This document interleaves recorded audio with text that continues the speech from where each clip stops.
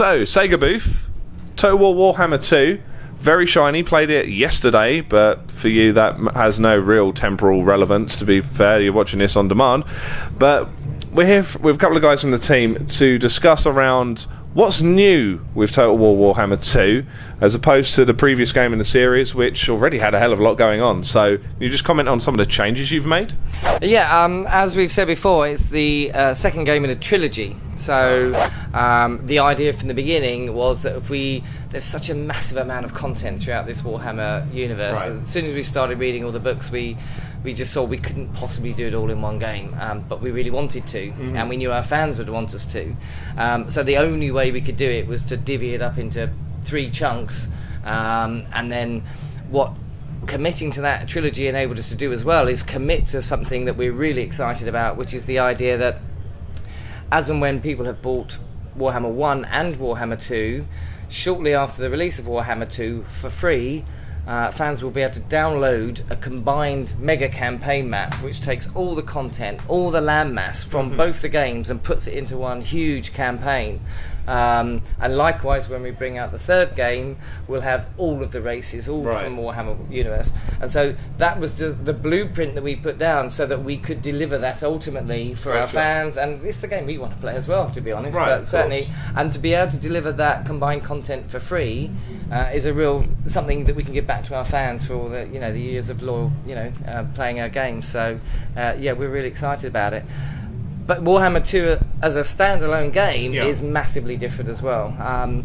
We looked at all the feedback from Warhammer 1 and we analysed it and we looked at what we can do. And luckily for us, the vast majority of the feedback was very positive. Right.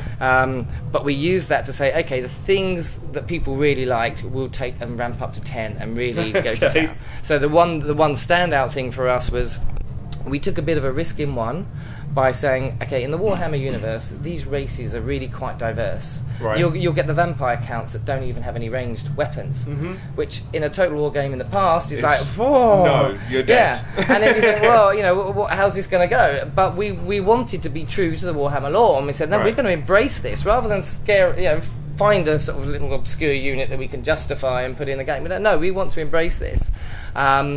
And so we put a lot more effort into the balancing and how you get this asymmetry in but keep it balanced as a whole, and put that into Warhammer 1. And because it was universally one of the big things everyone said, this is great because they all feel so different, we felt vindicated. And so for Warhammer 2, they're even more different. I mean, just the unit rosters as well. You just look at the Lizardmen you played, massive dinosaurs. It's extreme. I mean, there wasn't really many units even remotely close to that in Warhammer 1. Exactly. They're just monstrous.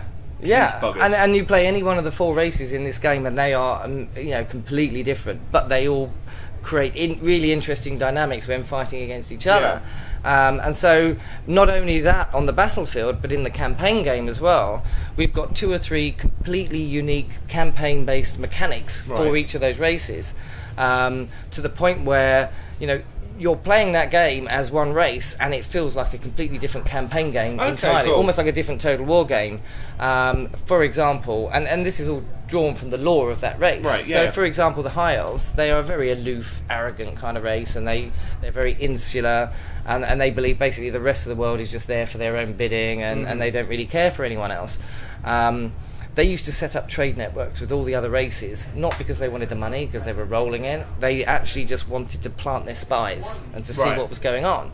And so we can model this in a campaign game by allowing players who are playing as the High Elves, if they establish a trade agreement with another faction, you get complete line of sight on what's going on with that other faction. Gotcha. And there's another mechanic in there where they have an extra level of diplomacy where, as High Elves, they can gain influence through the campaign mechanics and use that influence to actually play other factions off against each other.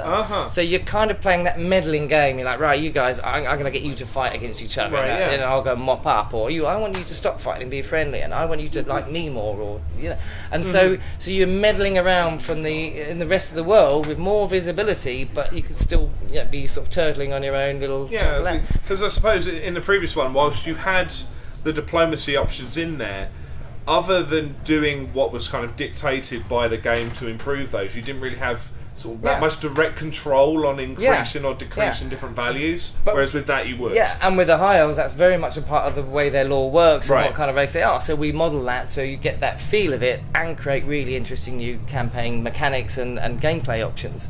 But likewise, if you play as Lizardmen, they don't have those extra options. That's not really what their lore's about. Right. But they have this concept with which they call the geomantic web. So if you imagine kind of mystical ley lines in the real world, sort of supposed centres of power and what have you, this is very core to the Lizardmen lore.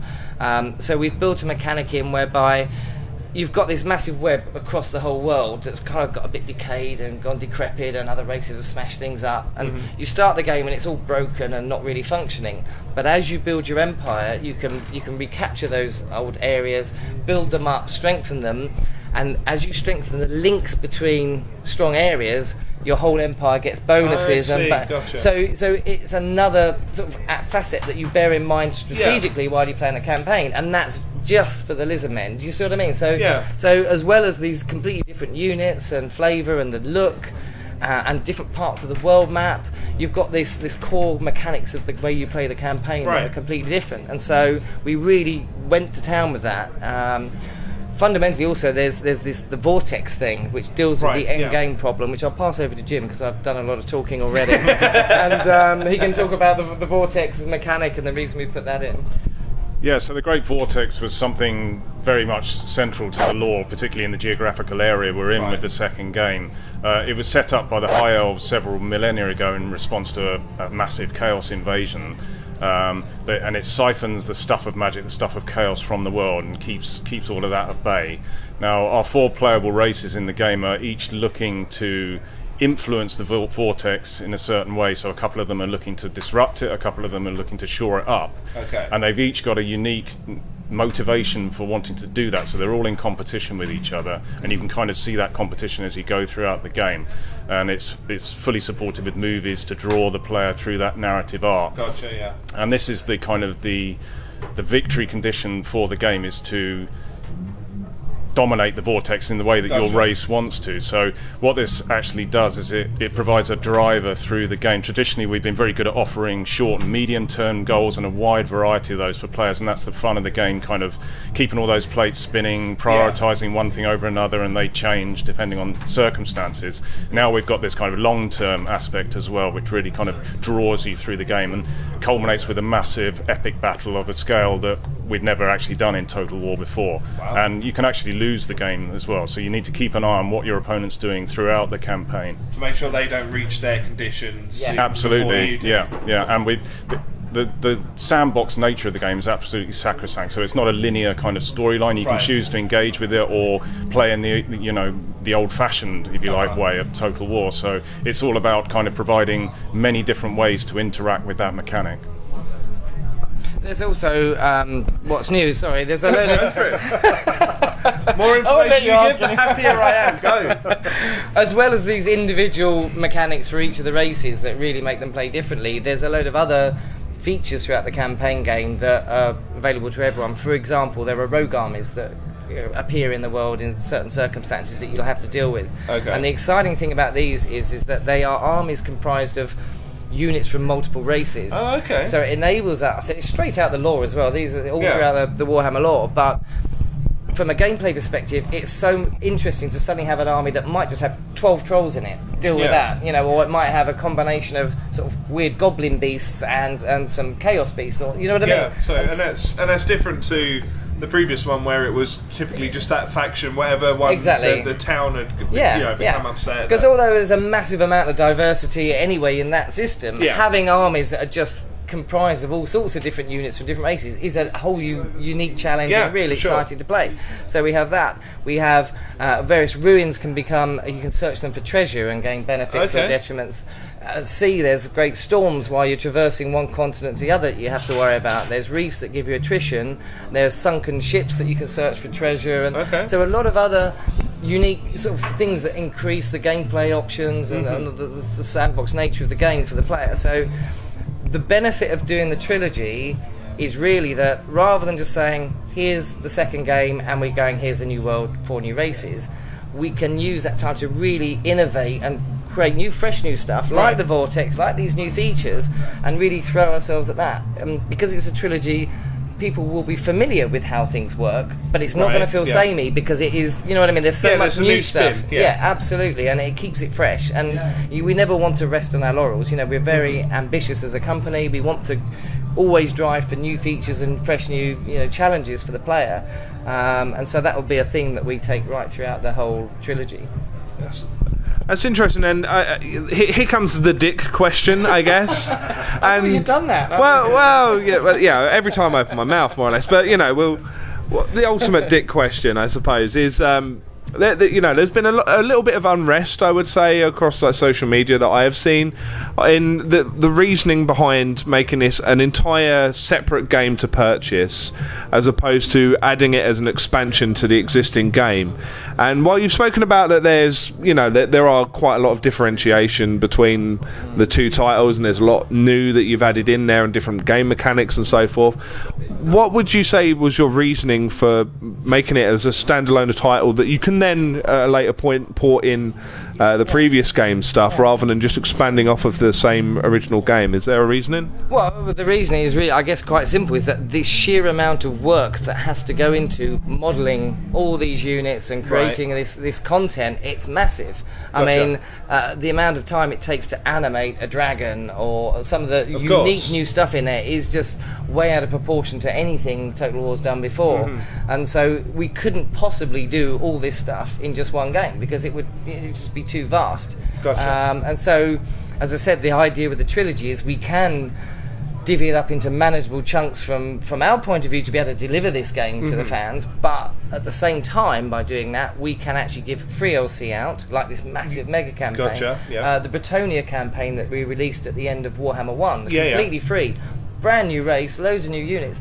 We can only do that by doing the trilogy in this way. Just, you know what I mean? But we did some early focus testing on Warhammer 2 and got some hardcore fans to play, and they said, look, as much as we love the campaign in Warhammer 1, having played it in Warhammer 2, they're like, they don't want to go back because the new things we've done is so much more interesting, like with the Vortex and keeping an eye on that. And they said it just adds a new dimension. So, far from us just resting on our laurels and churning out what you might think is just an expansion, it is a genuine new game. And there's thousands and thousands of man-months of time and effort go into just creating the models for the battles, let alone all the new mechanics and features. So it is more than just a standalone game's worth of content and effort going into it. So that's the answer, I guess. Yeah, and that makes sense. But I wanted to cover around that because I've seen it dotted around social media, and I think that there's not an immediately apparent answer for it because hardly anyone's played it so far, and they don't have a grasp on just how much has changed and how much extra has gone into it. So I think it's good to kind of get that information out there just so people are aware, right? Yeah, absolutely. So the most important question though is, what's your favourite thing that you've done for this new iteration? What's the favourite thing that you've got in there, or maybe it's even just a cheeky little side quest line, something like that? I'll go past you in turn. So, Ian? Well, there's loads of stuff, really. The content is really cool, but me personally, I really like some of the stuff we've done with the UI to really give players options of displaying information in ways that bring out the gameplay choices a lot more in an apparent way. So you're not digging down trying to find out what the situation is. You're looking, and we've enabled you now to be able to zoom the campaign map out and then exactly and then customize what you want to display over the top, so you can show public order and you can have that displayed the whole time as well. So things like that just make the turn-by-turn experience more manageable and more simple. We put various UI things in, like queuing up what actions you've got, what armies haven't moved yet at the end, so you can flick through rather than having to remember, I've got an agent over the other end of the map, I need to go and click. So lots of things like that just make the turn-by-turn experience more fun and easy to manage. The tweaks, the improvements. And that's a perfect example of the benefit of having a trilogy, is that we can really build and evolve and innovate in that way as well, and just keep making it better and better. Push the feedback into the new product, right? Absolutely. Makes sense. Yeah, for me it's the stuff around the Great Vortex and just the sense of drive and purpose that brings to a campaign. Just the almighty huge vortex in the middle of the map as well. And that's really transformational. Also, if I can have a second, we've spoken. Help yourself. We've spoken about the diversity between the races. One thing, almost in response to a lot of stuff we've seen in the community and stuff. In the first game, each race had 2 legendary lords, but they shared a faction. Yes. In this game, we've actually changed that. So, for instance, the Lizardmen, you've got Lord Mazdamundi and Krokgar.